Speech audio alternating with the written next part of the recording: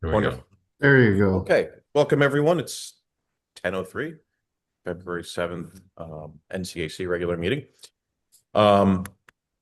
And first things first, Michael, are you comfortable being the parliamentarian? Michael Beachley, parliamentarian. I have no conflicts. Okay, and we'll jump right into conflicts of interest. This is Alex Clark. I am the NCAC vice chair and acting chair, and I have no conflicts. Chris Sokowski, treasurer. I have no conflicts. Nancy Vandell, Bylaws Subcommittee Chairperson, no conflicts. Rand Cook, NESCO and Community Plan Steering Subcommittee Chair, no conflicts. Susan Schomburg, Outreach Task Force Chair, no conflicts. Wonderful. Nancy, are you comfortable? I do have this being recorded and with AI, but are you comfortable acting as the at least taking minutes? I am comfortable taking minutes, Alex, and I Okay, will try to sorry get to- them out earlier next time. Well, any time before the next meeting is on time, I believe. Okay, well, welcome everybody. Nancy did post the updated minutes, but if you're looking at the older version, it's materially the same. So our December 13th meeting minutes got sent out yesterday, and I know a number of people have had a chance to look at them. If anyone would like some time now to go into your email and look at them, by all means, I can share them if you'd like. that would be wonderful. Just need to get the right ones up.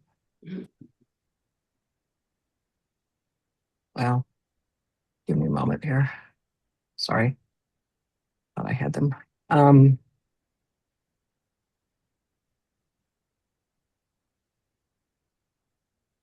And I think there's only one version of them. Okay, let me share. And they are in the meeting folder if anybody needs to go in Great. and see them who were there at the last meeting. And I think I didn't actually share. Sorry.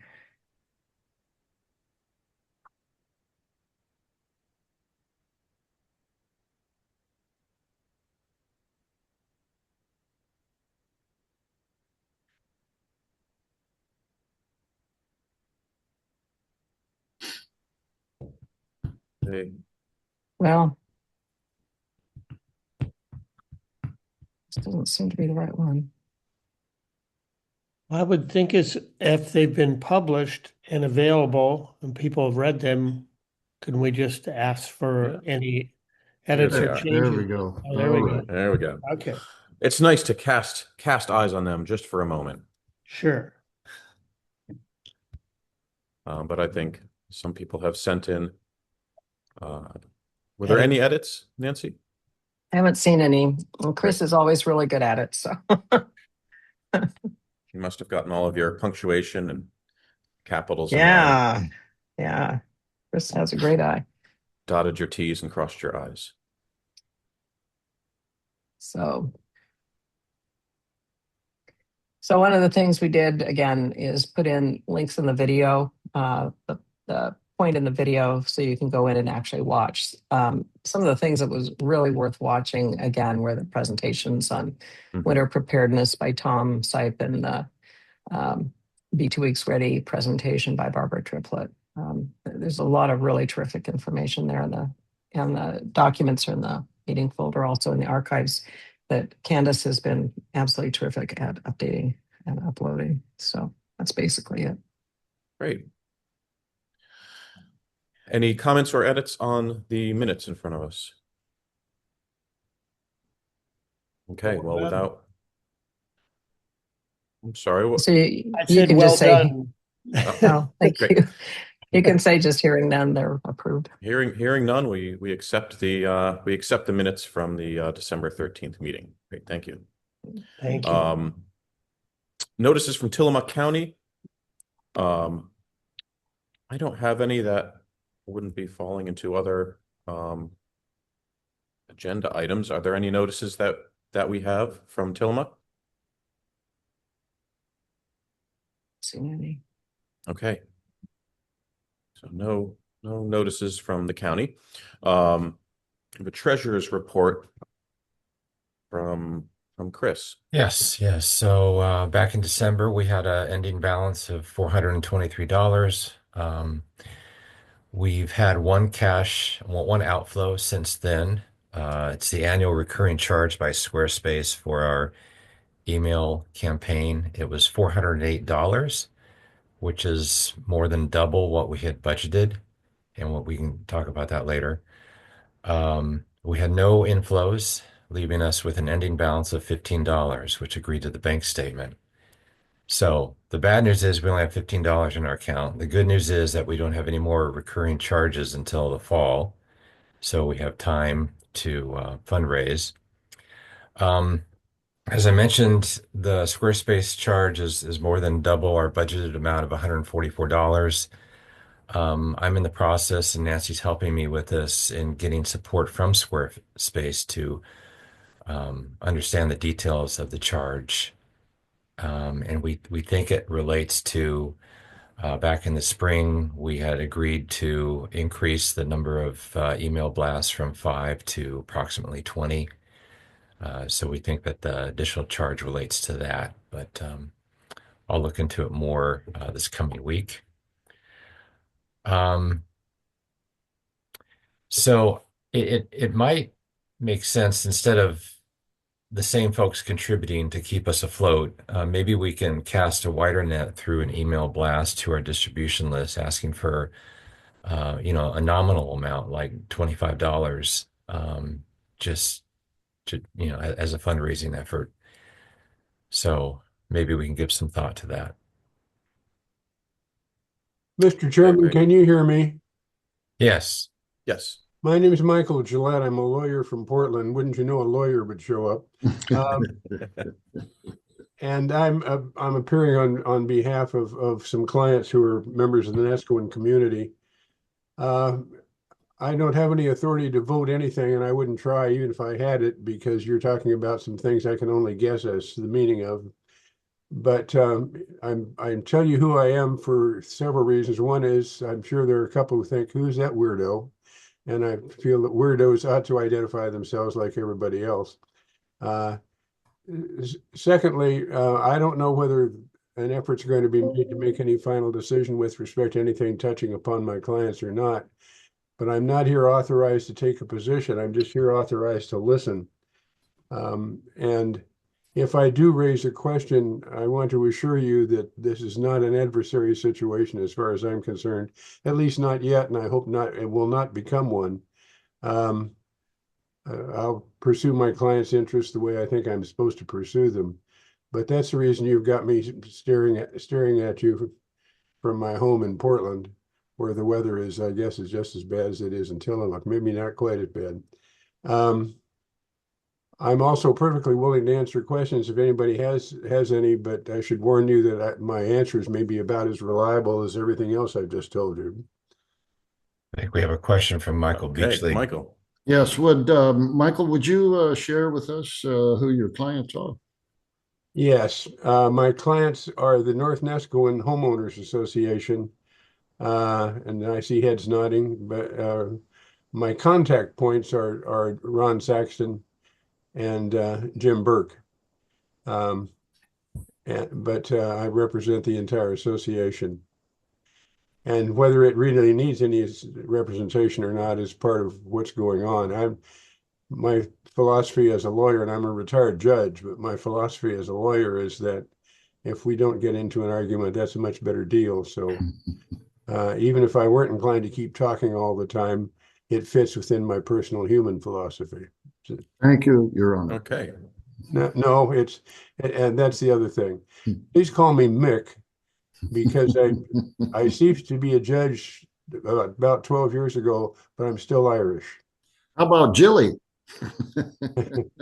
Okay, fine, whatever. Or hey, stupid, which is what my family. Well, thank you, Mick and Michael, and welcome. Thank you. So Alex, that's it for the treasurer's report. Any questions? Thank you, Chris. I actually reached out to Mark, the past chair, because I know there was some issue logging into our Squarespace. So I'll sort out. I think he's getting emails from Squarespace still. So I'll sort out with him and transfer the ownership of the account to the CAC if possible. And if not, I'll take ownership of that account. Okay, thanks.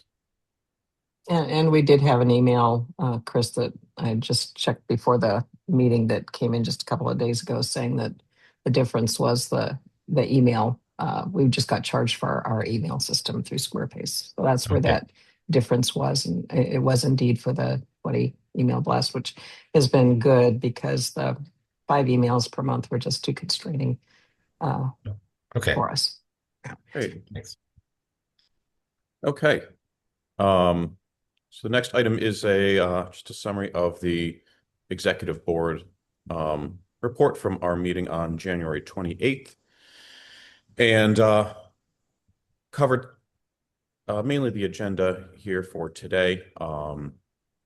Nancy talked about finalizing drafts for the bylaws subcommittee and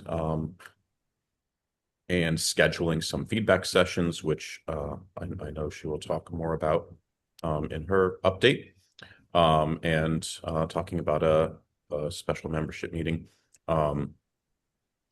And in the community plan, we heard from them that about the Chris Lady presentation, which we will all hear more of today. So we're looking forward to that. We did move the membership meeting from the 14th to the 7th. So thank you all for coming today and not on Valentine's Day. And there was talk about there is a county roads task force or kind of a committee that Chris is looking for a member from Nescoin for. So there was some discussion about finding a member from Nescoin to join that task force. And that was the summary of the executive board meeting on the 28th. So the standard productive pre-regular meeting, executive board meeting. We do have elections coming up in April. So that's the next regular, that is the next regular NCAC meeting. There are a couple positions open. The chair position is in the middle of its term, and we'll be looking for someone to become the chair. As well as the secretary, which are 2 positions that are not filled, that are being filled by myself for the chair, and for the most part, Candace is doing a wonderful job, and Nancy tag teaming the secretary position, and also the vice chair and the treasurer will be up for election. So every position in the NCAC will be open for an election in April. So if you are thinking of getting involved or know someone who would want to be involved, we have 2 months to discuss it and reach out and let us know that you're interested.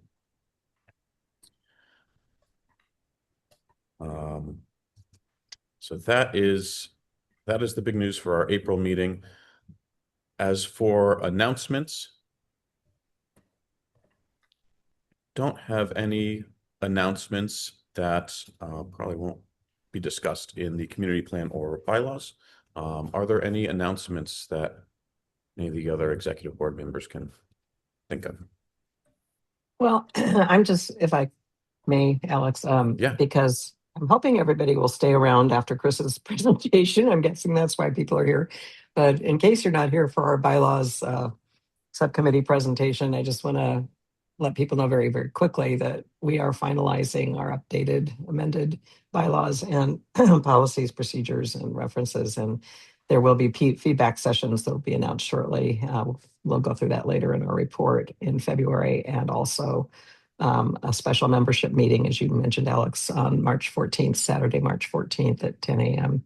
to adopt those. So I just want to make sure that's out in people's, I know bylaws and policies, procedures, and references are everybody's idea of really thrilling bedtime reading, but we have had energized public support from our membership over the last couple of years. And so we have not that many, but some significant things that we'll be bringing up to you. So we'll have more in our presentation later. Thank you.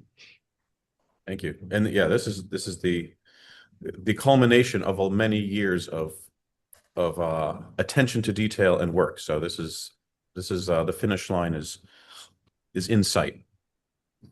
Yes. Well, it'll always be active, but yeah, hopefully we're making more progress. Yeah, we're having a lot of fun.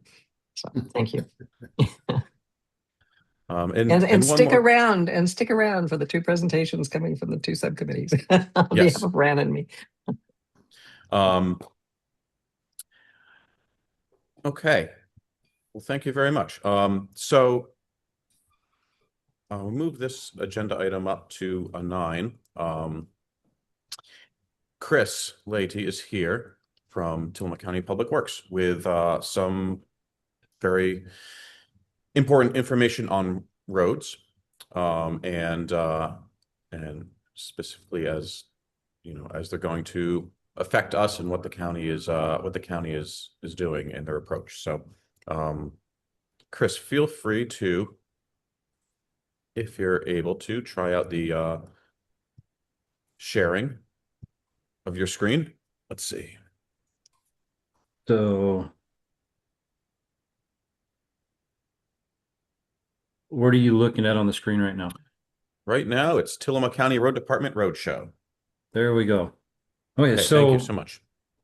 all right. So last weekend, I actually presented this to Nia Connie. Nia Connie is a recently formed CAC. And previously, when I attended a meeting with Nescoin, I was asked to come back and speak a little bit more on what the road department is, and then also some plans. So this is a kind of a roadshow that I'll be taking to other CACs. I don't really do a lot of CACs. One of the things to note is that CAC is different than CRAC. So road department is, our advisory committee is the roadway advisory committee. So they are specific to roads. It's countywide. It's represented by 3 members of the community from the north, 3 from the central, and 3 from south. More than likely, if you know one of those people, it would be Ann Price. She lives in Pacific City. Outside of that, we'll just go ahead and kick off into the project. So what are we? What's the road department? Road department is a lot more than roads. We have ditches, bridges, a lot of bridges, 1 bridge per 3 miles of road, engineering, gravel roads, guardrails, a lot of things in there. We operate 2 quarries that allows us to crush gravel that gets used through a wide variety of locations. We do have tide gates and levees, a lot of emergency response. We'll talk about that in a little bit more detail, and equipment. So a mower is right now a mower is looking at about $225,000 to buy a mower. So we have a lot of equipment, and that's called a rolling stock. So by the numbers, I don't work in Zoom too often much. I've got this little bar that likes to hang out above me. There we go. By the numbers, so we have 368 miles of road that we have jurisdiction over, 14 of which are local access roads. So those are roads that we don't maintain. They are county jurisdiction, but we don't maintain them. So we have 4,000 culverts. Across the entire state of Oregon, ODOT manages 40,000. So we essentially manage 10% of what the entire state of Oregon ODOT manages. We've got 1 bridge per 3 miles of road. Tillamook is the land of many waters. When we are fully staffed, specifically down in South County, we should have 7 plus a foreman that maintains all the roads from Highway 6 all the way down to Lincoln County. To get to our southernmost road, you have to go into Clatsop County, and then you go to 3 Rocks, and that takes you up to Savage Road. So we can't actually get to our southernmost road without going into Clatsop County. So that's called Savage Road. Where's the money come from? So this is a nice breakdown of the money. Most of our fund is from the State Motor Vehicle Fund, also called the Highway Trust Fund, also called the gas tax. The gas tax comprises of several things. But if you notice in there, federal forest revenue is 7%. That used to be 90%. Transient lodging tax is new into the grand scheme of things, and currently that's about 30% of our budget. So the state highway fund, which is again the majority of that, and this is where you've seen a lot on the legislative session, the referendums, very political. But what is it? So it is more than just a gas tax. It includes all your DMV fees. It includes your driver's license, etc. So how does it work? All the money collected across the state, no matter where you buy your gas, if you're from California driving through and you buy gas in Hood River, all that tax money goes into in Salem and ODOT. ODOT at that point, they'll keep 50% of those funds. That 50% of the revenue is for them and them alone. The counties get 30% and cities get 20%. So at the county level, those are 30% of all the gas tax is collected, and again, gas tax, quote unquote. That's distributed amongst the counties based on the number of registered vehicles in the county. So if you notice one thing up there, you do not see property taxes. So Tillamook County and counties in general don't receive property tax. We are funded by the gas tax. The sheriff and everybody else are not funded by gas tax. They're funded by property tax. So two radically different ways of funding each person. So when you get through there, and interesting thing to note, again, 30% goes to counties for the gas tax, number of vehicles registered in the county. And if you take a look at the number of vehicles registered in the county, each registered vehicle contributes approximately $80 into the road system. So apologize for that. Hey. So if your vehicle is registered in the county, then you contribute to the road department. Each vehicle is about $80. If your vehicle is not registered into the county, then you don't contribute money into the road department system. The other thing to notice there is locals, if they rent their property out through transient lodging tax, short-term rentals, not long-term. Short-term rentals, camping spots in the RVs, the tent spaces, those all are part of the transient lodging tax. We do have some miscellaneous money that's in there. If you look at Federal Highway, last time they raised their gas tax was in 1993. You will go to some places in different counties or different cities have an additional gas tax applied to it. The city of Tillamook has a gas tax associated with it. That's how they fund the lights that go on there. We've looked in the past, it never made sense for Tillamook County to actually implement a gas tax, simply because it really didn't generate that much money. Most of the people, again, it's divided up by the number of, that money would stay specific to Tillamook County. But if you're coming over from the valley, you fill up over there, you come out, then you turn around and then go back to the valley and fill back up again. So your short-term rent, or so your people that come out, your day trippers, or they're staying for the weekend, they don't really contribute too much. One of the big things to note about Tillamook County is over half of the property in Tillamook County is owned by somebody outside the county. So, which means that approximately half of those properties, their vehicles are registered elsewhere, or they're in holdings like timber companies. But timber companies, they're taxed on massive parcels instead of a single. So what potentially that's saying is that approximately 50% shortcoming in revenue. And you take a look at the Tillamook Forest, you look at Siuslaw National Forest, you take a look at the number of floodways, floodplains, et cetera.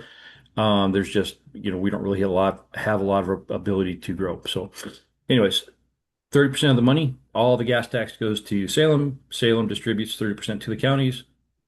Of that 30%, it's registered based on registered vehicles. And we are sitting at about 50% shortcoming in revenue. That's a theoretical. Each registered vehicle generates $80 to the county road system. So when you look at that, is Federal Timber built pretty much everything. Another slide, they built pretty much federal timber built everything. We don't get state timber, we get federal timber.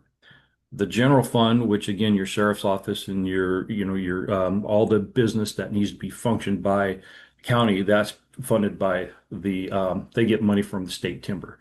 We don't get state timber, we get federal timber. So as you can see, the funding mechanism for the road department is very unique. So kind of highlighted with that, so Tillamook County Public Works and Road Department specifically received some funds from the harvest in the Sayula National Forest, and it decreased significantly over time. Storms are a significant event. So if you take a look through here, you can see going from 1964 to 2024 and including 2025. So we have $6 million worth of damages to the road system that were generated in December. So so my entire operating budget's $5.5 million. So $6 million worth of damages. So we rely heavily on funds from FEMA, heavily on funds by the federal highway system, eligible for funds from grants. So that's a significant portion of it. So the storm event that took place in 2015, December of 2015, it took us till this summer to finish paying that off. So some of that had to do with some of the environmental restrictions and issues that we ran into as we were trying to resolve some of our things. So events from 2015 are impacting 10 years later where we're at today. Events from today are obviously directly impacting us. So when you get into that and you see when timber died, we had a couple different issues. Let me take a look, quick look at the slide. There we go. Okay, so we get into the federal timber. So federal timber back in 1989 generated about $20 million into the road department fund in today's dollars. That's inflation adjusted. It started dropping down, and then we ran into the mid 90s. You saw layoffs take place, and we dropped down from 50 people down to about 33 people.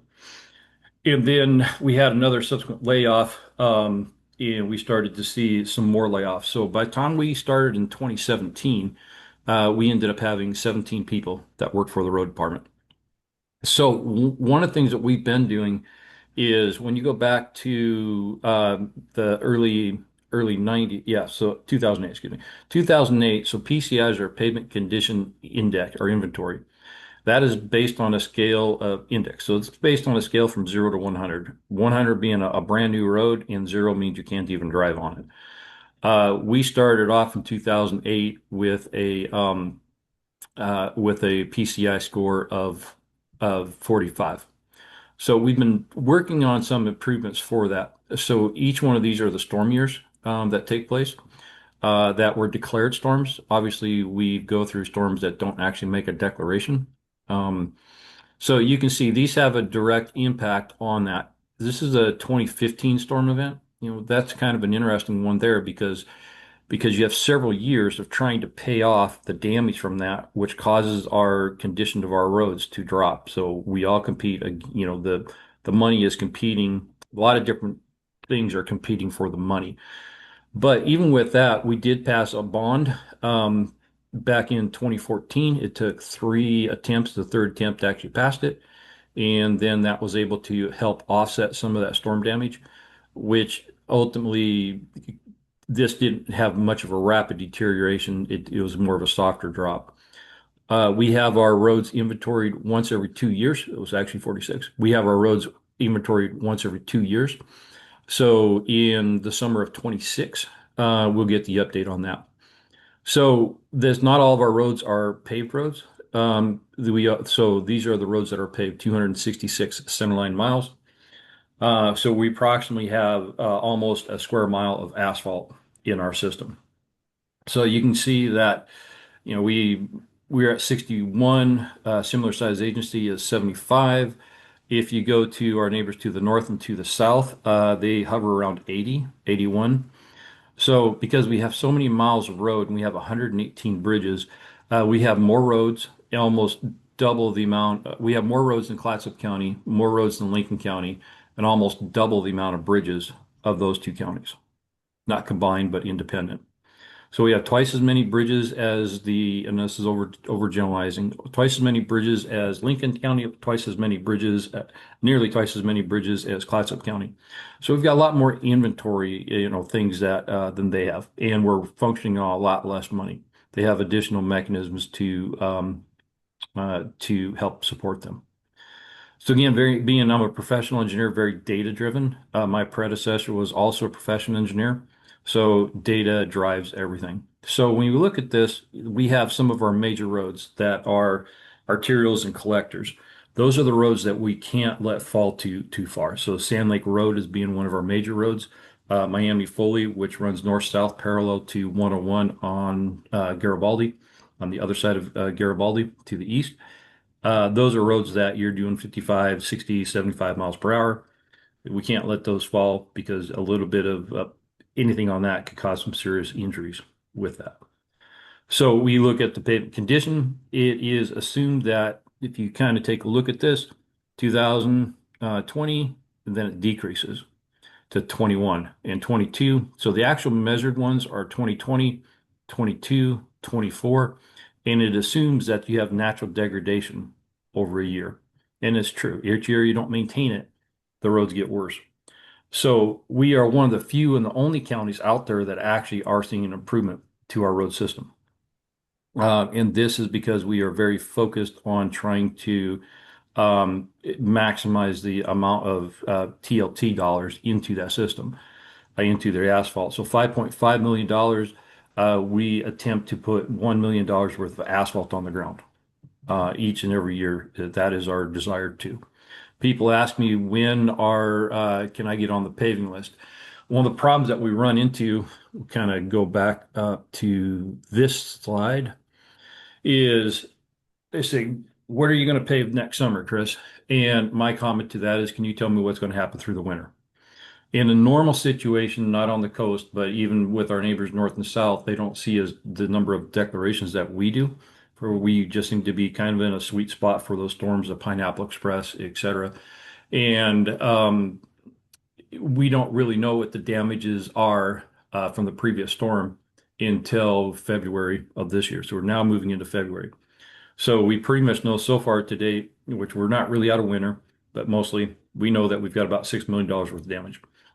Working with FEMA, working with Federal Highway, trying to identify projects that are going to, then how do we fund them? And how far out in the future? So do we need to cash roll these things? So those are important things. So when we look at that, this is just a quick highlight. It's also as we started seeing the four federal timber dollars drop down, they've been replaced by the transient lodging tax. But what you're also seeing is the federal timber dollars were $80 million back in, or excuse me, $20 million back in 1989. So even at our low point here, we're significantly less. We even had one year in 2017 where we actually had 17 people coincidentally that worked for us. The transient lodging tax allowed us to start, you can see this is our personnel service start to increase. So this is significant. Roads look back at 10 years. So whatever happened 10 years ago is directly impacting the roads today. Whatever happened 20 years ago directly impacts our road. So a single year, think of your house. If you don't paint it and you go 30, 20, 10, 20, 30 years back, the paint just gets worse and worse. If you're not taking care of your property, it's just going to continue to separate. So a couple of things that I wanted to bring up here is people ask me, what are some of the things that we can do to make improvements to our system? And there's a House bill going through the session and the Senate bill going through the session. So the CAC is a political arm, it's appointed by the board, I understand, and it's really not appropriate I've been told it's not appropriate for the CAC to necessarily take a stance on that. However, individuals can certainly take a stance and reach out to their legislatures, Representative Javidi and Senator Weber. So House Bill, wherever you're from, House Bill 3962 and Senate Bill 1562, they're identical. And what they do is they take the transient lodging tax money and they changed the ratio of it.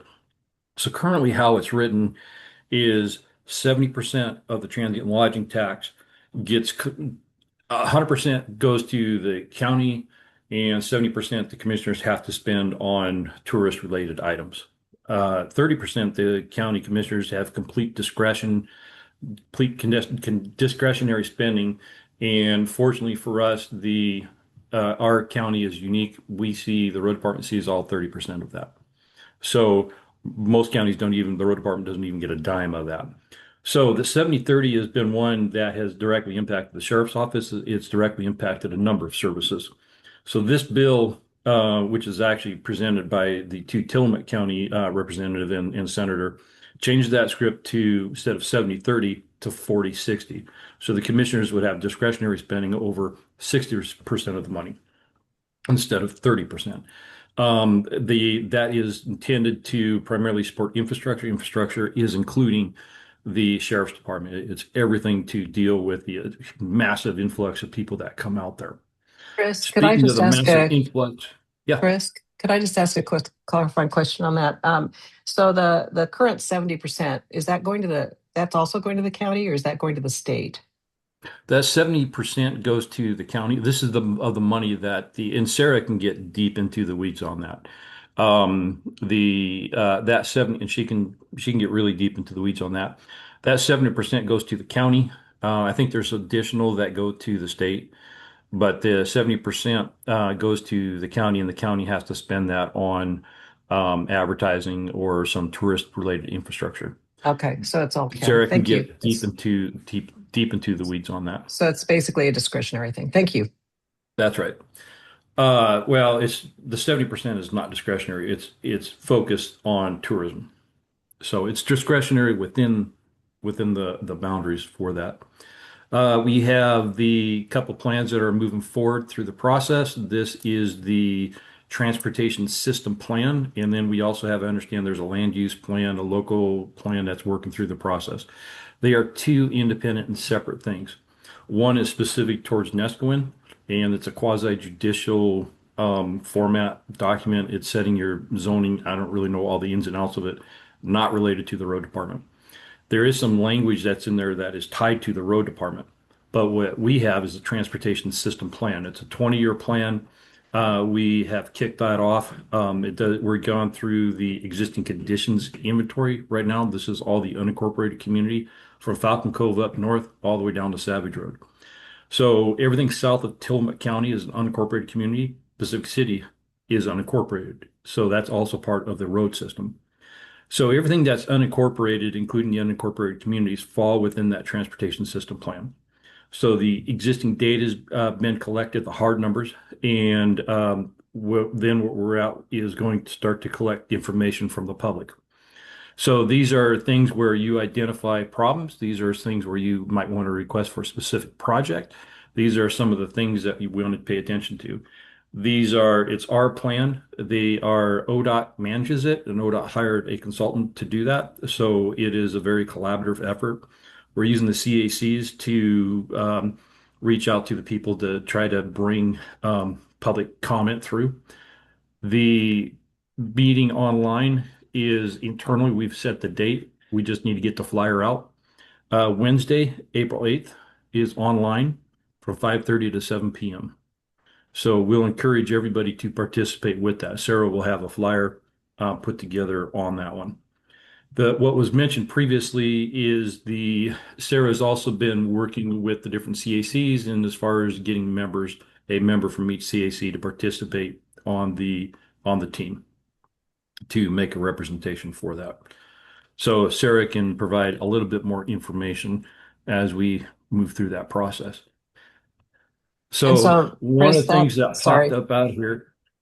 Chris, I just want to Yeah. clarify. Sorry, Sarah asked me to ask questions because she's not there. So Absolutely. sorry for breaking. I just want to make sure that meeting on April 8th is for Neskowin only, correct? And that's for to hear about this ODOT 20-year study that you're doing, or update on the plan that you're doing, correct? That's correct. Thank you for that. And Sarah has Okay. a good tendency to kind of chime in and help fill in the gaps. I don't do a lot of presenting. No, you're doing great. You're doing great. But I just want to explain to the rest of them, I'm not trying to be obnoxious. I just wanted to make sure that that was clear because I think that's a really important meeting for people to attend, and we'll certainly be sending out information about it. Thank you. Yeah, thank you. We have 4 online open houses, and they are specific to the different regions. Like Cape Mears, Oceanside, Neat Darts has their own meeting. This meeting is only one item it's on the topic, and it's a transportation system plan. There is no other board item. There is nothing. It's really an open house for people to talk about transportation. One of the things with that is Chris, excuse me, may I ask a question too? This sure. has got to be out of order under almost anybody's version of what's in order, but if you'd be kind enough to answer it before the chair steps in and says, "Shut up, Gillette," I'll try to ask the question this way.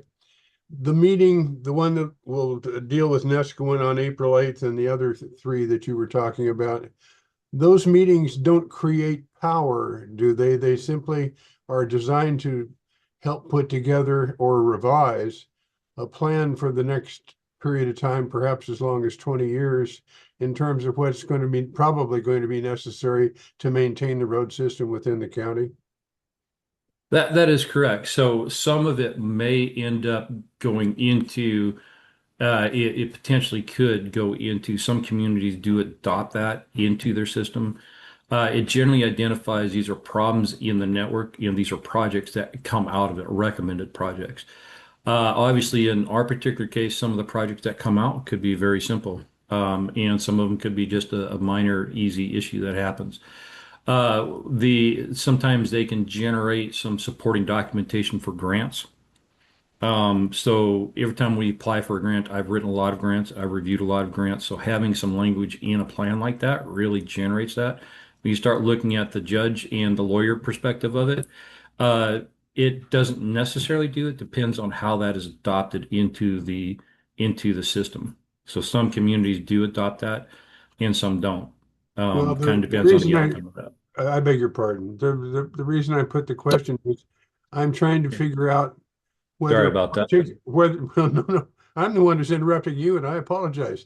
But this seems like, and I'm stuck with this analogy, even though I'm using a road to do it. Seems like a situation in which a 4-lane highway turns into a driveway and then gets back to a 2-lane highway and so on. All of this is based upon reasonable guesses with respect to what's going to be required over the next period of time. The thing I was concerned about was after all the guessing has been done, and I don't mean guessing in the bad sense, but guessing in the informed expert sense, after all the guessing has been done, who's in charge? Who actually has the power to make the decisions?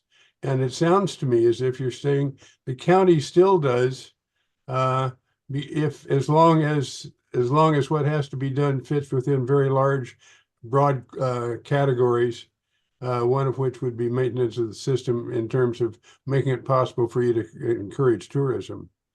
Now, if I've got it all wrong, I just want to be sure I understand. That's all. Yeah, no, it's a good question. So a traditional transportation plan is really looking heavily. So if you were to do a transportation system plan update in the Beaverton area, you are really targeted and you're making your best guess on projected traffic growth, right? Yeah. It also, so when you look at that, you're really starting to look at projections.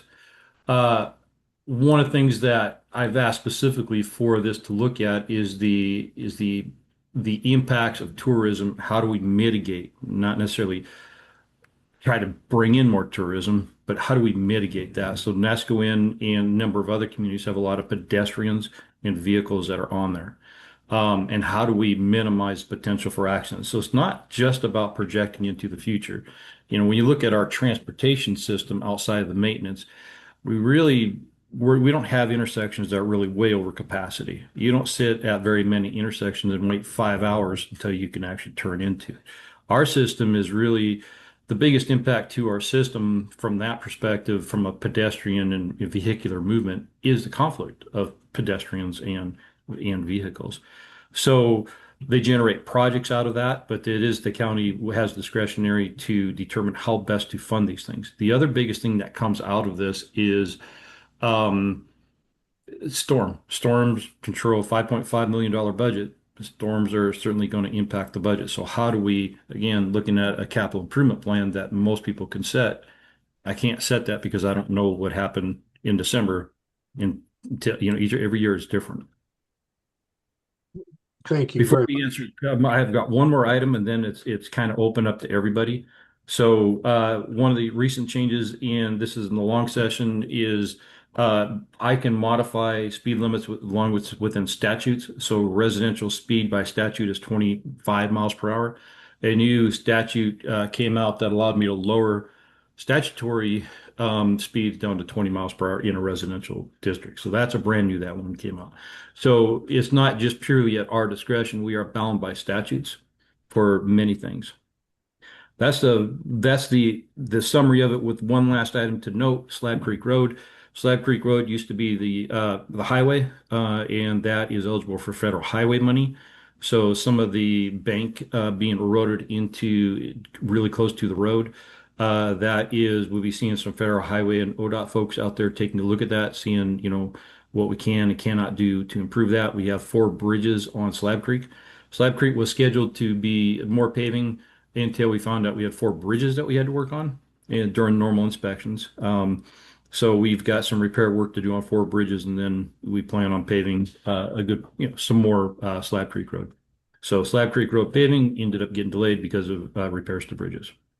That's the overview. So, Alex, I'll let you navigate. Thank you, Chris. however you Yeah, want to do it. absolutely. Thanks for all that information.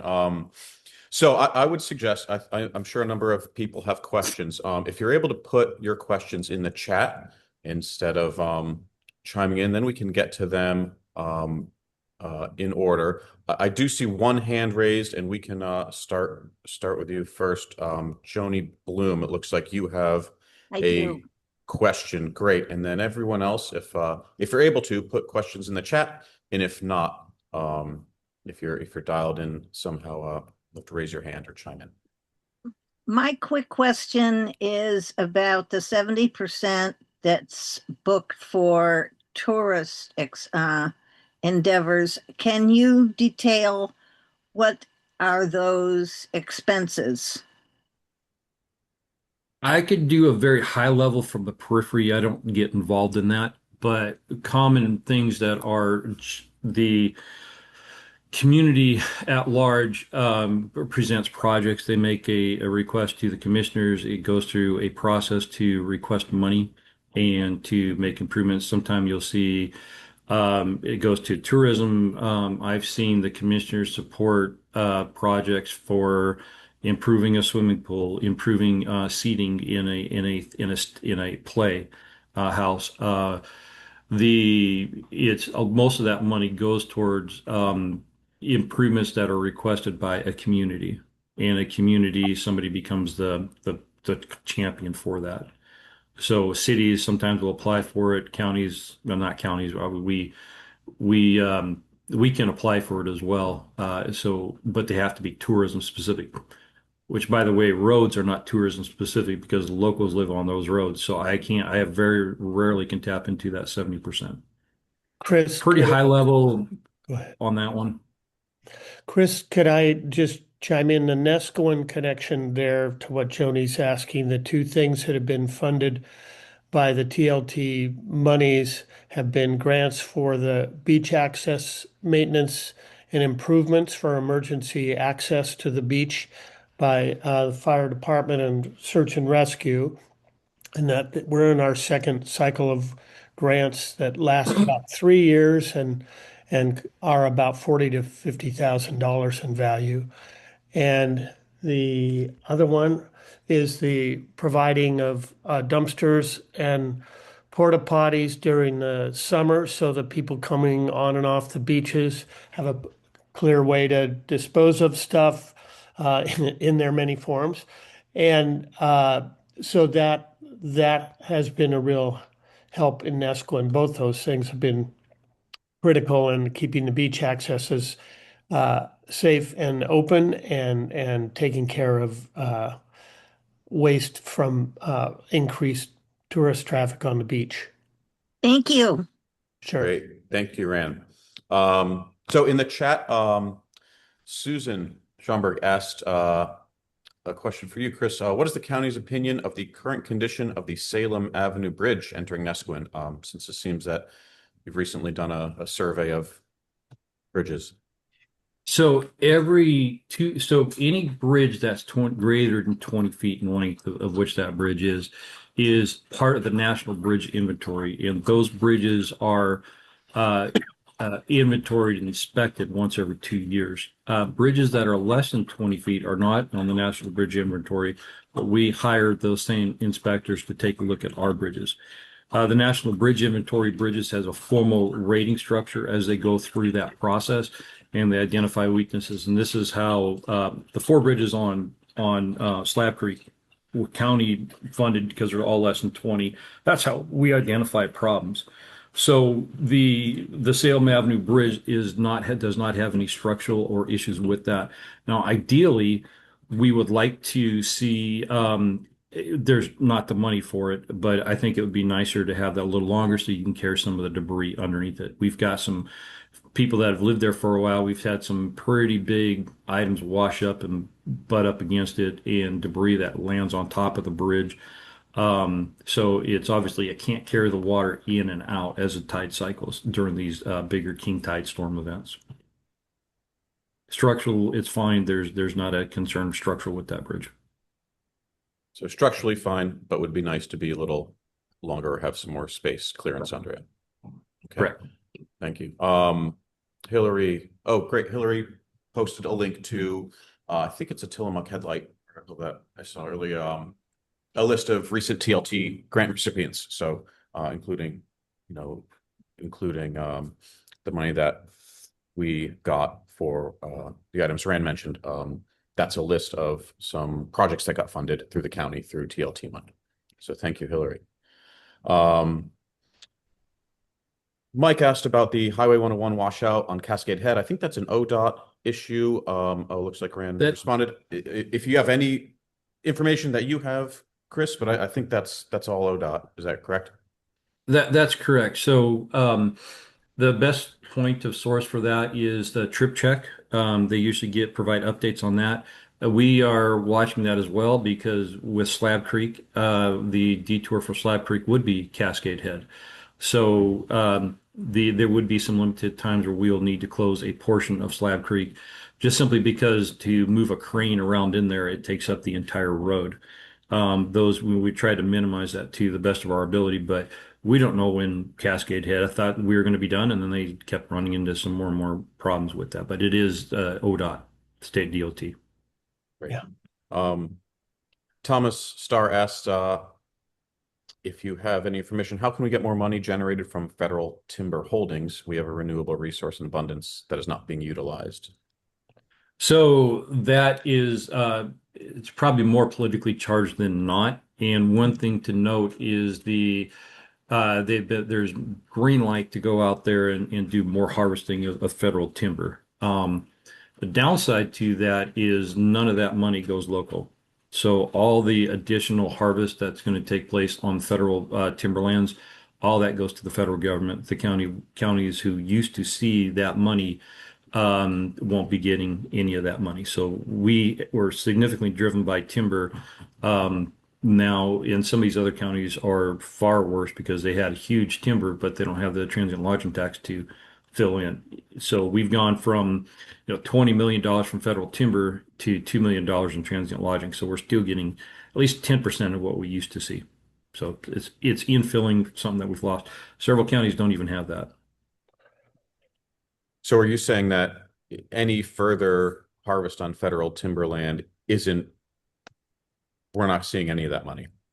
That's correct, by law. Okay. When did that change? Either law or by direction from administrative. I'm not sure if it's actual law, but the direction is that the federal government keeps all that federal timber. Okay. New. Thank you. Do we have any more questions for Chris? Neither raise your hand or post in the chat or. Well, in general, I have a question that it'd be too long to write it, I think. Chris, I'm having to report soon in this meeting about the difference between what will be in the community plan and which is both policy and recommendations. And maybe that's Sarah's going to differentiate between the transportation system plan and the community plan. I guess I'll just leave it at, I will report that there's a distinction between work that will be done in the transportation safety plan and an understanding of what policy and recommendations can be included in the community plan. Is that Correct. accurate? I do think that the community plan will be finished before the other. So Sarah and I will get together and identify things that really should be policy and really some things that should be more focused on the transportation system plan. So Okay. one is, the policy that puts some, enforcement action on it. And some of them really are not enforcement as they are really more project and desires. This is where Right. we would like to be. And I want to put a special thank you to the community for the paving efforts that you folks did. It allows us to stretch our dollars. $5.5 million my entire annual operating revenue, and about $3.3 million just goes to paying for salary. That doesn't put a lot of money out there to do a lot of investments into the system, but we're only one of the few counties that are actually improving our system. And a lot of that is in part to the locals like you. I'm a very firm believer in public-private, coming out of the private sector. As a consulting engineer, I'm a huge believer in we can do more as when we work private-public relationships. Thank you, Thank you Chris. for having me. Thank you, Chris. Sure. We have another question from Susan Schomburg. She heard that the one-way plan for the village may be revisited. I'm just wondering if that's true, and if so, what has changed? I'm assuming that's the one-way street. If you are interested in revisiting the one-way plan, or you're not interested in revisiting the one-way plan, please put your comments to the transportation system plan. So the April 8th from 5:30 to 7 p.m. would be the time, and then Sarah's flyer will push it out there as far as here's other opportunities. If you can't make that online meeting, there'll be a week long. Anybody can get on, take a look at a map and click on it, provide comments at any time. So there'll be in that flyer that Sarah put out or will put out in cooperation with the ODOT and their consultant. There'll be plenty of opportunities to provide comments. One-way system, if you're for it, yes. If you're not, or said, if you do it, you want to look at some specific intersections or adamantly opposed to it, or whatever your comment wants to be, this is the opportunity for everybody to hear those voices to make a determination on, is this something that we should pursue looking into the future? For those of us who aren't familiar with that, in the past, Chris, could you just go through a little background on why you might be considering one-way streets? Yeah, so the one-way street system, I did put out just really as an informational kind of thought was there an interest in a one-way couplet? And it was just, hey, what's the interest? And it was really not trying to set up a system. It was really just more gather interest, and to see if there's, something that would shoot it down. A couple people were, yeah, this is the greatest thing since sliced bread. Several people were like, there's no way in God's green earth would I want you to do that. And that was exactly the feedback we were looking for is this something even worth considering? It was very generic. That was prior to the Hawk Street, the emergency egress route before that was actually built. And that did potentially open up a discussion point moving forward. So, but the overwhelming majority at that point was nobody was interested in a one-way system. So my exploratory question, it basically didn't go beyond exploration. Okay, Positive thank you. with one-way system is it does open up some, two-way. It said room on a road for two-way traffic plus parking, you take one of those out, so it's actually more amenable to pedestrians and vehicles. But it does come with other problems. Thank Yeah. you. And Rick has a question. Are you considering reopening Neskowin Crest from 101 to Hawk? So anything that is really at this point moving forward, please put whatever questions or questions requests recommended for projects into that transportation system plan. So right now, Okay. we're interested in, and it's the feedback. It's your opportunity to say these are the things that you would like to see in the county transportation system plan. Can we enact on it? Some of them, yeah. Some of them are going to be pretty simple to do. Does that change around our priorities? Possibly. Um, when I look at some of the other communities, I think there are a couple projects that they presented that say, this might actually be pretty reasonable. People, you live on those communities or you visit those communities, you know your roads better than I do. When you look at 7 people that maintain all the roads from central south, we don't walk those roads every day. We don't know the potholes and we don't monitor Facebook. So one of the requests that I have out there is just because you put it on Facebook about a problem here doesn't necessarily mean that we know. So it's not calling the county to complain. It is calling us to say, hey, I have a service request out there. Can you get a pothole crew out here? That's how we know is when you folks call in and let us know you want a service request, or I can't drive through this road anymore because the trees are so overgrown. And that's the service request, and that's reaching out to our system, our road department. We do have a dedicated chain. If this person doesn't answer the phone, the next ring goes to this person, and then it goes to the next person. So it's very rare for us not to physically contact or reach out and pick up the phone. It does happen infrequently. We only work Monday through Thursday. We don't work Friday, Saturday, Sunday. And for the road department, it makes a lot of sense considering it takes so long to drive someplace and long to drive back. So if I have one day where I don't have driving out to a site and driving back from a site, that time right there is spent actually doing work on the ground. So for the road department, 7 to 5:30 is when we work. That's when we answer the phones, et cetera. If there's an emergency, we could call 911, but it needs to be an emergency, and they dispatch us out.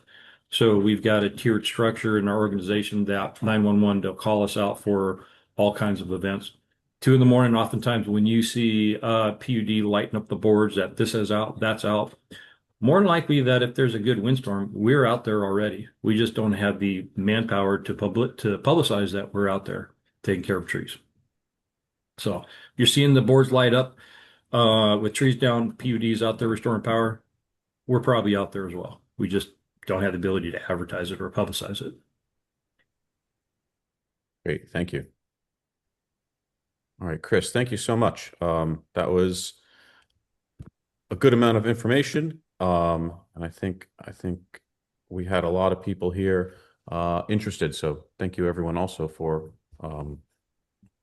watching in the questions, and mark your calendars on April 8th. I'm sure we'll get an email from Sarah, but right now it's Wednesday, April 8th. And was that 5 or 5:30? That'll be 5:30 to 7 p.m. Great. And it will be open to everybody. It's not, Wonderful. I mean, the focal group is Neskowin, but it's open to the public, so anybody could participate and provide comments. It's really more about collecting information from the public is really the focal point on this. Great. And yes, Chris, I can provide the slides to Sarah. that was the next question. If you're able to share those slides, it'd be great. We'll put them Okay, in excellent. we'll put them in the meeting folder that people can get in the archives as soon as we get them. Thank you, Chris. Great. All right. Thank you very much. So Alex, Okay, if, yes, if, Nancy. if somebody would like to apply to be our NCAC representative on the 20-year plan committee, should they contact you at info@NCAC? Yeah, I actually already got this morning got someone, Jeff Walton, who was interested in being on the Neskowin representative on your committee, Chris. So we do have someone interested. Jeff's been involved in roads. I know you've worked with Jeff, Chris, and involved in the Midnight Pavers group. So he reached out and was interested in getting involved in that. Great. So without objection, you are appointing. I'm hearing no Jeff. objection, so I'm appointing Jeff Walton to be Oh. the Nesco and CAC recommendation. For, I think you should give some more room for other people to apply. okay. I All mean, right. one candidate is on one email I don't think is adequate opportunity for other people who have interest in that.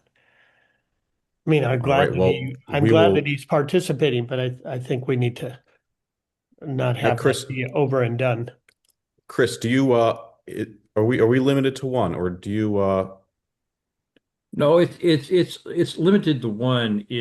So we've got a small technical group that meets, and then Okay. we've got a larger group that represents BLM, Forest Service, a variety, just trying to get a mix and match. And they're essentially advisors to the group as far as the creation of this. So otherwise, you just have too many people involved and you can't really get anything done. So it's one from each of the CACs is all we were looking for with that. And the Okay, Port well of then, Tillamook Bay, Garibaldi, the port there. And we do try to get a lot of different things because it's also, it's the unincorporated community of which Hebo is unincorporated, Nesco's unincorporated, Falcon Cove is unincorporated, Neocani is unincorporated. I mean, there's just it's a big county. So we're just trying to get voices from everywhere. And when will you start meeting, Chris? Or I think maybe you already are. We'll let Sarah push that information out. So Okay, from the I mean, do data we have some collection, time? yeah, from the data collection point, we've been very focused on the technical group. That group will be probably start to begin in earnest after the public meetings in April, early April. So So we have some it'll time. begin in earnest. Oh, so we have more later time. on. We have more time than I thought. Okay, wonderful. Then we will wait on that. And if anyone would like to reach out and put forward themselves or someone else as the NCAC representative, please do. Chris, that was an excellent presentation, and thank you for doing that. Thank you. Second. So I will be presenting this to some other CACs. And one of the things is that what I asked is if there's any things that I let Sarah know if is there an item there that I spoke too long on, or an item there that afterwards you say, hey, I had a question. So I think the lessons from here is from NESCOIN is providing a little bit or having a little bit more information on, in particular, the project team that is represented from all the different. So that's a good one that I would be. I'm heavy in the project side of that, in the technical. As far as on the tech team, I'm really heavy in that. So that my takeaway from this one is to have a little bit more date schedules times as far as the group that we just talked about. So if there's any other things that I can do to the next group I go to, again, I don't do a lot of presentations. Let Sarah know, she'll relay it to me, and then I will try to be better the next time around. Oh, this was Thank you, terrific. Chris. Thanks so much, Chris. Yeah, One last question, Chris. How often will you be meeting with the representatives of the NCAC or the CACs? What is that position or I believe it's about Representative. once a quarter. Okay. Is where this is. I'm not positive on that, but I believe it's about once a quarter. That's where I need to make sure I have more information out there. It's not a huge commitment. There is going to be some reading and commenting on it. Certainly not as exhaustive as going through the bylaws committee, I suspect, having sat through one of those. But the other thing that pops up too is it's because I don't have a regular attendance with the CACs, is when there's something that gets brought up and you want me to attend, and if I can attend, invite me. And or I just need a little bit of information. Sarah might be able to relay it on. Maintenance stuff, that's just call us on the maintenance. But if you're after something that's maybe larger in nature, that's worth me coming down or in person or preferably on Teams, I can certainly do that. I just need to check my calendar and make sure it's not like she's over in Oceanside today. She's got exactly the same thing going on in Oceanside as we're doing right now. Not exactly, but a meeting going on at the same time. Great. Thank you.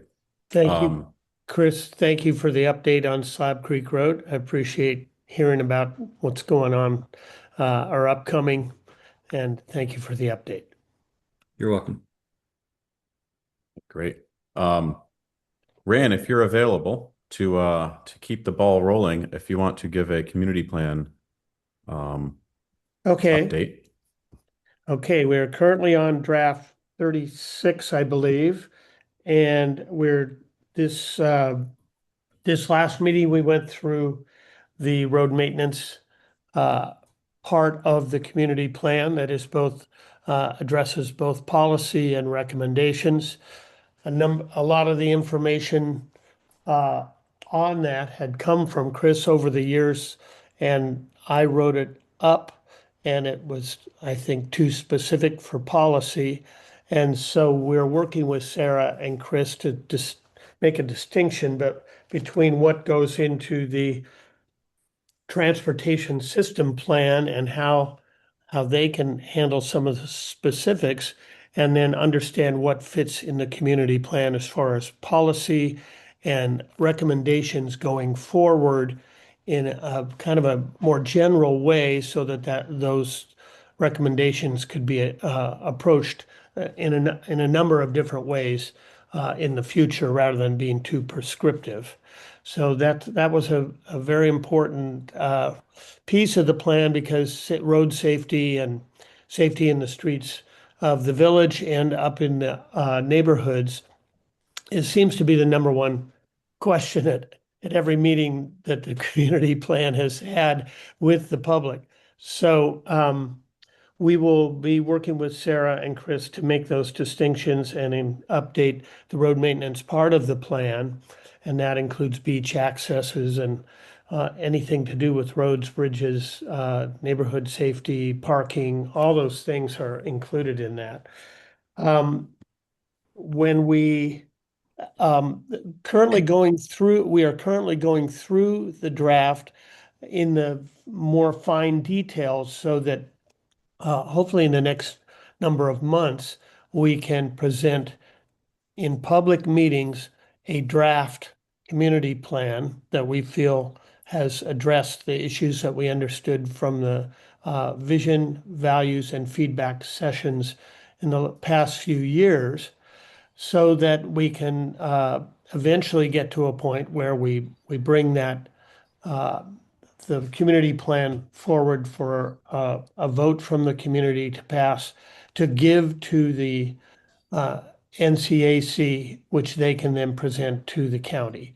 So the process is ongoing. We feel like we're getting closer to a final draft to share with the public, and then we'll schedule those meetings most likely this spring and into the summer, when we can get hopefully more attendance of a general sampling of the public anyway, and we'll get some information out about those meetings and try have some public real meetings, Zoom hybrid meetings with people in the room, with those in the spring and summer, so that we get make sure we get enough response to make our edits in that, so that we can present it as a full draft.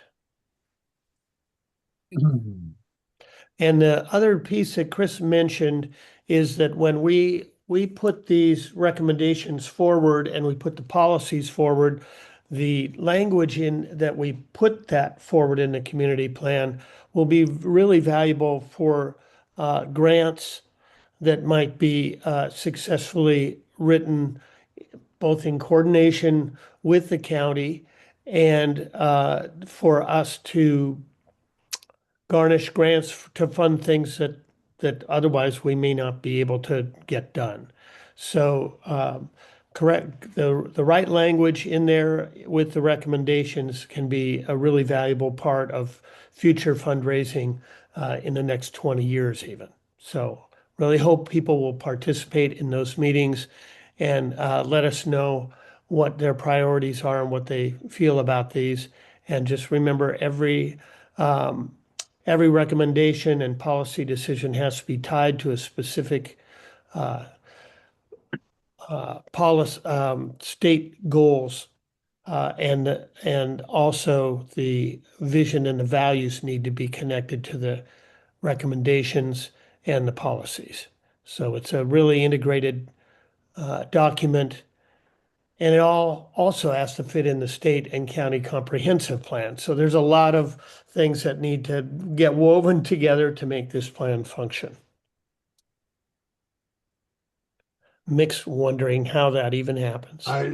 If my mic is on, the reason I'm shaking my head is it Mr. Koch? Is it Koch? How do you It's pronounce Koch.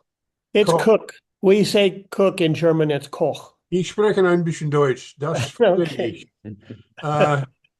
but in any event, the thing that strikes me is the effort that goes from good intended folks like you, the effort that goes into producing something which has no binding effect on anybody and is a so-called recommendation or a vision, actually gets in the way of getting things done, in my opinion. And I've been mostly in the business of trying to keep people from doing that for most of my adult life. This is my 60th year as a lawyer, and so I'm glad you're all talking, and I'm particularly glad you're talking in Tillamook County, because the only county I know that was built to be underwater. But in any event, I'm glad you're all talking, and it's obvious that the goodwill pervades here clearly. But I don't want you to mislead yourself with respect to the legal effect of choices that you make, because I'd like to address that. Tom, I yield. Yeah, my name is Tom Sipe. I'm the editor of the document, and we understand that this is going to become part of the community of the Tillamook County Comprehensive Plan. So it will actually become an official part of the comprehensive plan for Tillamook County. So I believe that means that it does have effect, that it is not just vacuous activity. I haven't done a good job in explaining myself. Mr. Is it Zeig? I'm sorry. Sipe. It's not German sounding. Sipe. Unlike Rand. Sieg means victory, so that I think you ought to stick with it. But okay. I was concerned on a more fundamental law and government kind of point with respect to all this. Like any piece of proposed policy, it can be subject to negative comment or resistance by everybody who has a voice and who speaks to it. And then the authority that has the power, in this case, the county commission, can go ahead and vote it in anyway. And under those circumstances, it simply becomes an exercise which maybe is effective if you know your county commissioners, but is not effective in any other sense that matters very much. In other words, the publication of it, for example, doesn't prove anything. So if we do a good job, then we'll be effective. If we don't do a good job, then we won't be effective. I don't know. I don't know how to define a good job. A good job is we get the things that we would like to have done, and we get the things that we don't want to have not done. Pretty simple. Well, it's simple. That's simple. It's not accurate, but it's simple. There is a hierarchy of government, you may have noticed. We are at the bottom of it. Yeah, and I was thinking about that. I was thinking when Chris was talking about what he was doing. He's at the end of a very long chain of things. And by the time a case gets to him as to whether he's going to do something in particular, it has to have gone through maybe even a federal process, state process, and so on. not to mention ODOT mixing in too. So one just kind of has to be concerned about, and I am concerned about, not because of my clients. This doesn't touch upon what they want to get done. But I care about having people. What worries me is being misled or not being clear on how much what they're doing matters, as opposed to how much what they're doing maybe helps them feel better with respect to the participatory government. So look, I did all this. I caused all this by shaking my head. I will try to put my head in a vice and keep it from moving. Well, I'd like to just comment on this too. I think the community plan that Rand and his terrific subcommittee are doing terrific work and working very closely with the county.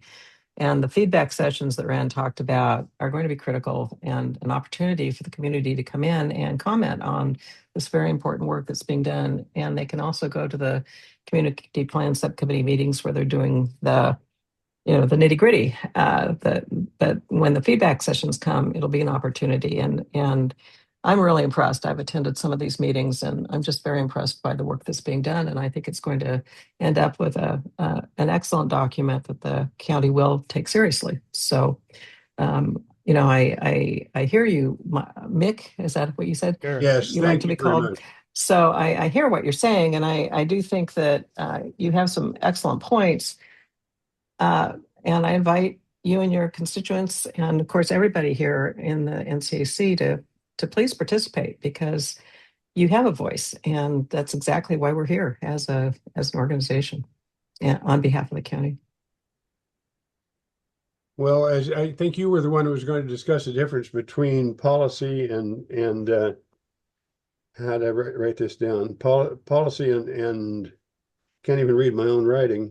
So Procedure. and Specific. bylaws, policies, Specific. procedures, and references. Yeah, that's coming up next.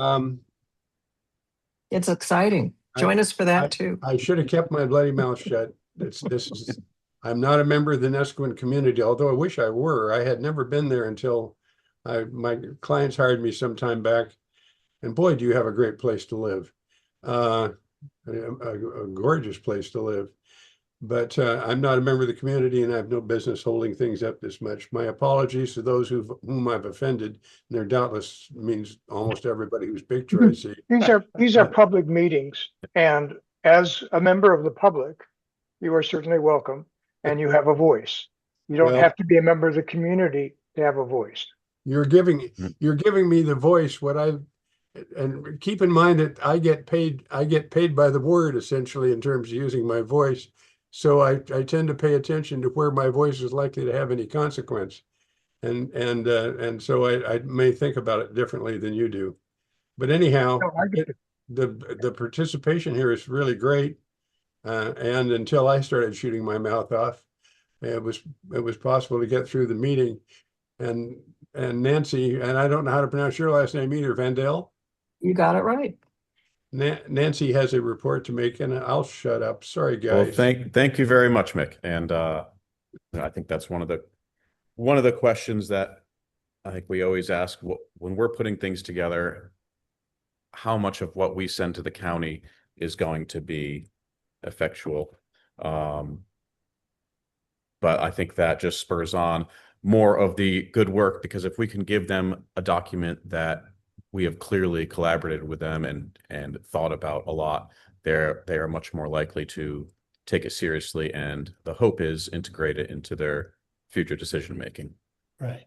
And if we give them something that has just been slapped together, I think they're a lot less likely to really take it seriously. And well, to the extent, if you're on the 36th drafts of something you've just slapped together, yeah, you will do a lot of slapping for nothing. It's a lot of slapping. It's perfectly clear to me that a great effort's been put in. I don't mean to suggest otherwise. I'd love to see what you come up with eventually.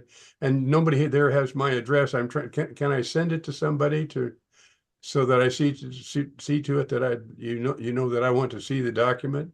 Put it in the chat there. Yep. Put it in the chat. Okay. Now I have to remember what my address is. That gets very difficult at my age. You can Every day also, present- on the main page of the website, Mick, there's a email address that you can send to. That would probably be the best. I'll Yeah. respond. I wasn't on the website when I got the address for this. It came to me another way. Ah. So But just I'll put it in the just chat. Google the Nesquin Citizen Advisory Committee or NCAC, Yeah. and you'll find it. Yeah. By the way, I've been to a town meeting in New England too, to watch these things go on. It's gratifying to know that some things that they did in New England actually got to the West Coast pretty much intact. And gratifying, very gratifying. Well, thank you, Mick. They did it with an accent. Yes.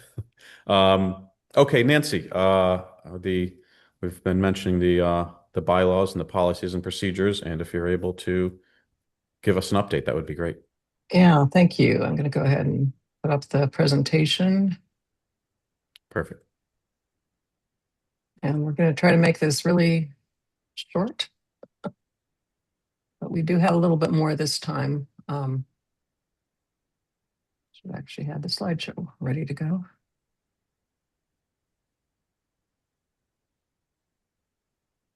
This is short, people. Please hang around. Can everybody see it? Can people see it, the presentation? Yes. Okay, thank you. So Yes. thank you, Joni. So what we're going to do is just talk very briefly about what we've been working on this fiscal year since August, the bylaws and policies, procedures, and references amendments for this year, the schedule for adoption that's coming up imminently, and then briefly go through our bylaws amendments very, very briefly, and the policies, procedures, and references amendments, just so you know what will be coming up in the feedback sessions and the special membership meeting. So I have to give a huge shout out to our illustrious committee that we've all been together now this is our third year. First year we did the bylaws, major rewrite of the bylaws. Last year we created a new document called the policies, procedures, and references. And now we're expanding on the policies, procedures, and references on things we didn't have time to do last year. So we have Wyatt Angelo, Michael Beachley, who's our scribe and also our NCAC parliamentarian, Susan Schoenberg, who's also our NCAC Outreach Task Force chairperson, Tom Sipe, who is our illustrious editor, and we had him before the community plan got him, but he's absolutely terrific. Keeps us going, and I'm the chairperson. So if you have any questions or comments, please email our committee at ncacbylaws@gmail.com, and I will put this presentation in the meeting folder that you can access on the events page, or Candace will be moving it to the archives, which is in the reference section. In the references section of our website, you can get every document, every video, everything that has been done in any of our subcommittee or NCAC meetings. So coming up, we are in the process of finalizing our drafts, and we intend to have that done by February 22nd, going into, and by finalizing, I mean to prepare for our feedback sessions. So as many of you know, every year we do feedback sessions where we invite the NCAC community to come in and have more informal, we go over what we're talking about and get your input. And we really value that. The community has really stepped up, particularly the first year with the bylaws. I mean, I think we had a couple that were over 120 people that came, which on bylaws, for God's sake. So anyway, we really welcome the participation. And as a result of the participation and comments, we've made a lot of changes. So we're planning 2 feedback sessions. Each will have the same content, but we wanted to give people an opportunity to have 2 different times that might be more convenient for them. So it's not different topics. So one will be on Tuesday, February 24th at 7 p.m. via Zoom. All of these are via Zoom. And the second one will be on Saturday, February 28th at 10 a.m. There's also going to be a special part of the executive board meeting that'll be on Wednesday afternoon, February 25th, where we'll be going over this with the executive board members as well. And of course, that's open to everybody. So concurrently with all this, we're having review and approval by Tillamook County, Sarah Absher, and the attorneys to make sure that everything is good. And Sarah has been a terrific support and of what we're doing. So if we need to, if we do have some things that we learned from the community in these first feedback sessions, We continually also have our bylaws of the committee meetings, which are on the first and third Friday mornings from 9 to 11:30 via Zoom, that are open to you. We, in those meetings, will be making any changes that we see coming out of the feedback sessions. And if we need to, we'll have another feedback session on Saturday, March 7th at 10 a.m. So we'll announce that if it's needed. We're hoping it won't be. And then the final proposed documents we plan to have ready and out in the meeting folders by Monday, March 9th. And then the special membership meeting to adopt the amended bylaws and policies, procedures, and references will be on Saturday, March 14th at 10 a.m. It's a special meeting. We hope you'll attend. We need a quorum. And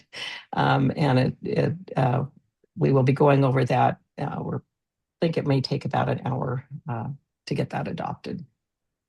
So just for definitions, for those of you who aren't familiar with it, the bylaws are the governing document that contain the rules that regulate us and our management and operations. They are the overarching document, other than we are also under Oregon state law, Oregon public meeting law. We are also under the auspices of the county. We're a county agency under the county. And we also use Robert's Rules of Order as our parliamentary authority. PPNR is the acronym for the policies, procedures, and references. And that's the document that we built last year to give more information. That the bylaws are pretty broad, to give more direction as a support for the executive board members and also for the members. It's kind of a reference document. Within that, policies are directive statements of guidelines for actions. They're kind of the really key things. Procedures are instructive, and I'm reading the words here that Tom wrote that are very helpful. Tom Sipe, directive statements of guidelines. They give more detail on actually how you do things, how you implement the policies. And references are just much more detail of things that can change on an ongoing basis. So the proposed bylaws amendments, I'm not going to go through them here. I just want to list them, relate to leave of absence. It's a new section of vacancies in case somebody needed to take off from their position for a short time, up to 6 months. We have some changes to some of the voting that we have in the bylaws to actually make things more flexible for our members. And Amendment 3, just a change on secretary duties to regarding recording of minutes to allow them to ensure that minutes are recorded, but not necessarily record them themselves. So policies, procedures, and references. We are going to have 5 sections. We're going to be talking in the feedback session 5 different things. So Tom has reorganized the document. So some policies have become procedures, and some procedures became policies, and some went to references. So there's been some document reorganization as we've gone through. We found that that's more helpful. A new introduction has been written that's brand new. So just to help us help people understand how to use the document. And Tom and Wyatt just did that.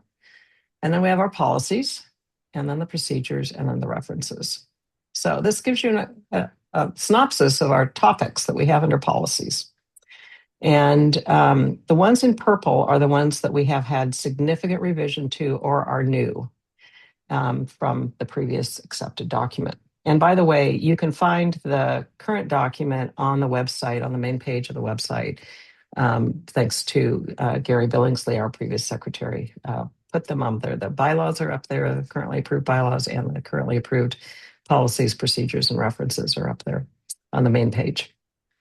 So I'm not going to go through these, but it gives you an idea of the things we'll be talking about in the feedback sessions and that we'll be going for approval.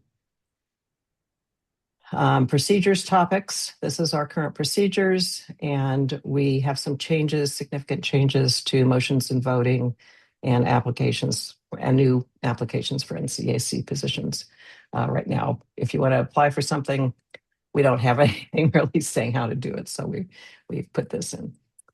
References documents. So these are the references section that just gives contact information for all the officers and committee chair people on the executive board. And some of the changes we have, the neighborhoods of Nesco map has been inserted, and that's going to be consistent with the community plan. We've fleshed out the job descriptions for the executive board members and task forces, updated task forces. So are there any questions to this very brief overview?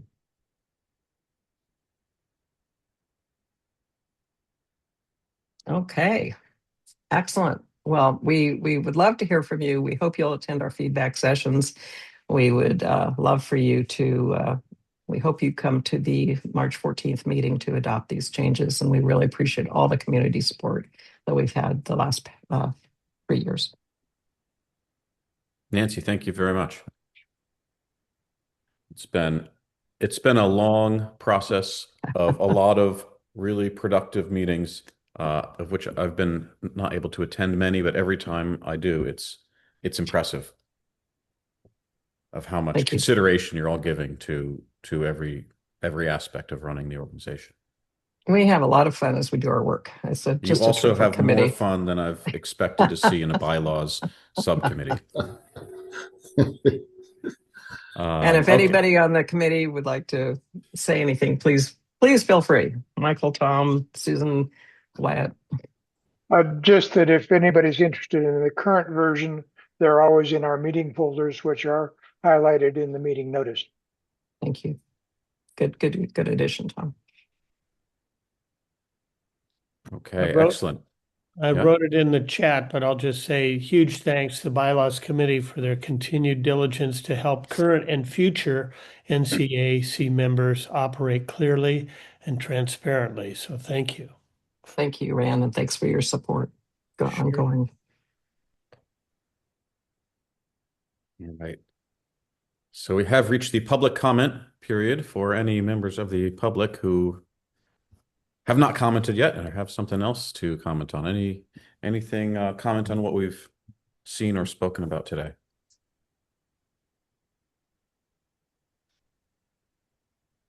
All right, wonderful. Joni, yes, I see a hand up. Me again. Yes, welcome. Sorry, this is just a personal question and request. With regard to the wonderful community endeavor to pave the roads in the village, I need to know who to contact to finish a small portion of the gravel shoulder.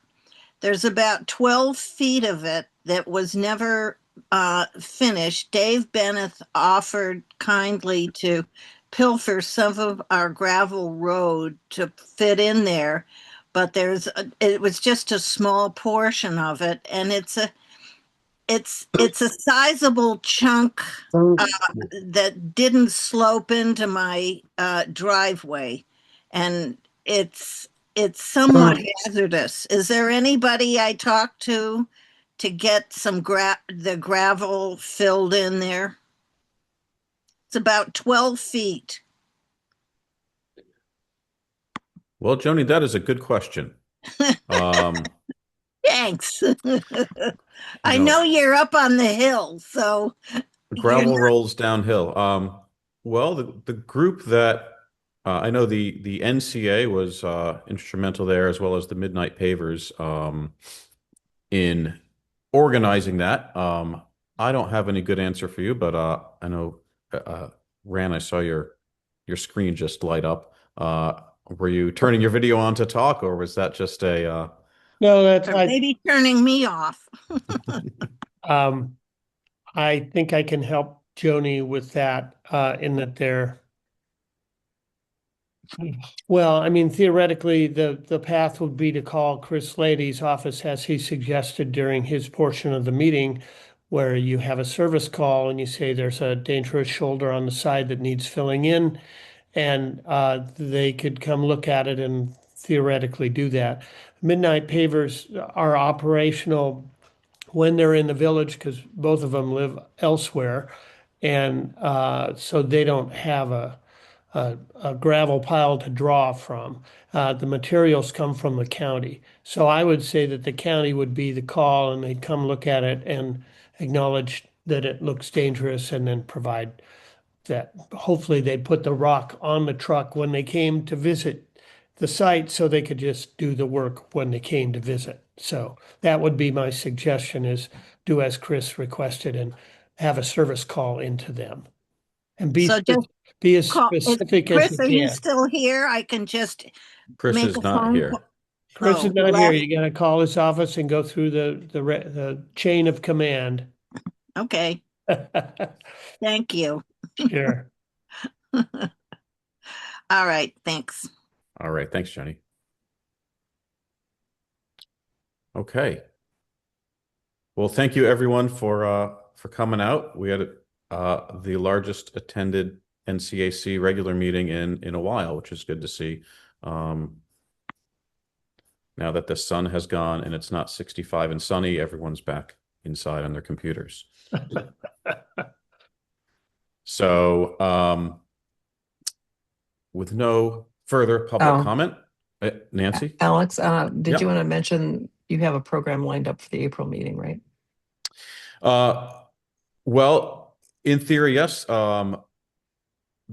In the April meeting, Guy Seaver has indicated that he wanted to come and talk about watershed events, and mainly some of it ties into what ODOT is doing with the Butte Creek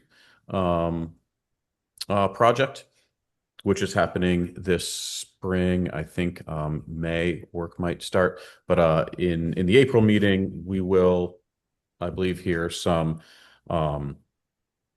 watershed and water related, Nescon water related updates from Guy Seaver. Thank you. And that will be in the email that we send out once we get a little more of an idea of topics at hand. But I'm sure it'll be, I know there's a water main that they might have to replace before work can continue on Butte Creek. So we'll certainly email and update everyone before the meeting on what to expect. Thank you. And Alex, I just have to say thank you for doing double duty as both chairperson and vice chairperson Of with course. everything else you have going on. So terrific job. Well, Thank you. it's if you're going to do double duty, those two are fine positions to combine. Thank you for doing the actual work behind the scenes and taking minutes and all of that. And Candace for posting and everyone who's donating their time and effort to keep things going here. Okay, well, it is 11. And sorry, No, I keep go ahead. interrupting you, but Yeah. I want to, Candace has been doing a terrific job, and the meeting folder now has the correct documents in it. And thank you, Candace. And we will be adding Chris Lady's presentation and my presentation to that folder as soon as we get Chris's presentation. So thank you. Perfect. Okay, anything else? Any other comment, aphorism, witticism? Thanks to If you, not- Alex, for taking on the interim chair. Yes, of course.